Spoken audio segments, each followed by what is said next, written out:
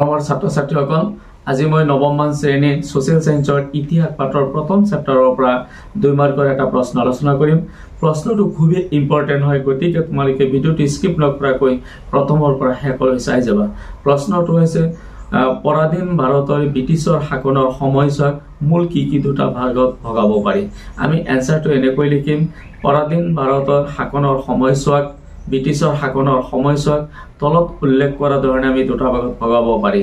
প্ৰথম ভাগটো হৈছে মোগল সাম্ৰাজ্য পতনৰ পৰা 1857 চনলৈকে অৰ্থাৎ চিপাহী বিদ্ৰোহলৈকে, আৰু দ্বিতীয় ভাগটো হৈছে 1858 চনৰ পৰা 1947 চনলৈকে অৰ্থাৎ ভাৰতীয়ৰ হাতত ক্ষমতা হস্তান্তৰলৈকে।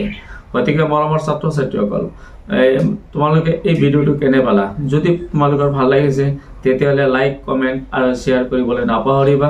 আৰু যিসকলে এতিয়ালৈকে মোৰ ইউটিউব চেনেল ছাবস্ক্ৰাইব কৰা নাই, কাষত থকা বেল আইকনটো বজাই তোমালোকে ইউটিউব চেনেলটো ছাবস্ক্ৰাইব কৰিবা আৰু নতুন নতুন সোশ্যাল সায়েন্সৰ ভিডিঅ'সমূহ চাই থাকিবা। ধন্যবাদ।